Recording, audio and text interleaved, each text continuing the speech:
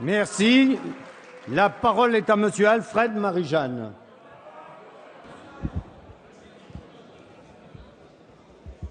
Au nom de la Martinique tout entière, c'est avec une joie immense que nous avons appris la libération de notre compatriote Thierry Dolle et ses 3 compagnons d'infortune, otages au Niger durant 1139 jours de calvaire.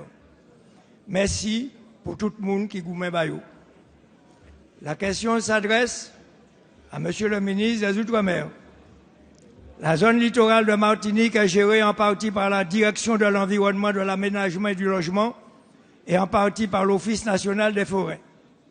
Cette dualité génère 2 situations différentes.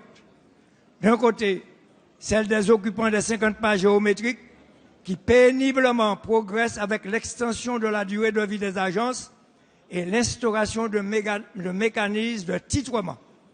De l'autre, celle des occupants historiques du domaine privé forestier de l'État qui restent inchangés car ces terrains demeurent inaliénables et inaccessibles.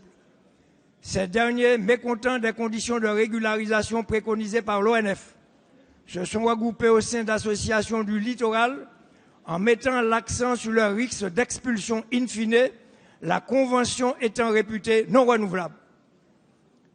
Les 800 familles concernées, dont des marins pêcheurs, trouvent exorbitants des tarifs proposés.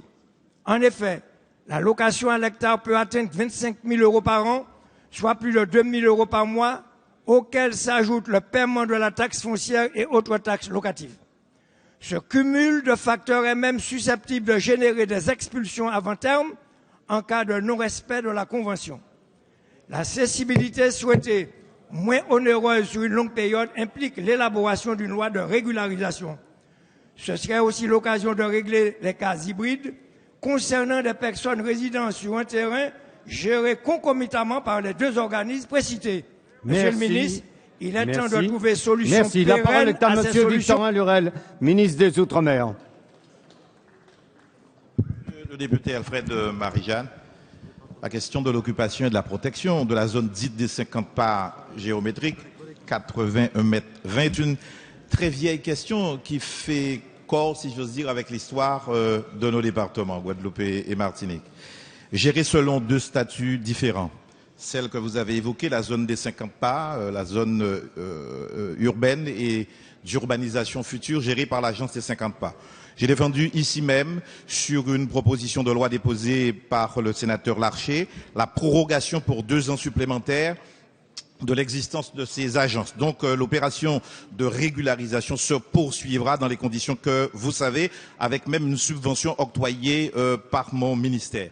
Deuxième zone, celle des zones naturelles, forêt domaniale du littoral, représentant 1636 hectares, 240 km de côte, 90%, si j'ose dire, du littoral martiniquais. Eh bien oui, on n'ignore pas la situation des 800 familles. Des régularisations sont engagées depuis très longtemps par des conventions d'occupation temporaire qui peuvent aller jusqu'à 30 ans. Et la situation que vous évoquez, monsieur le député, elle est exceptionnelle. Une personne de situation fort enviable, sur une très grande surface, qui ne représente en rien la situation générale des 800 familles occupant historiquement et de bonne foi ce littoral. Je peux vous dire, je rends hommage au travail fait par l'ONF qui, avant la fin de l'année, procédera aux régularisations.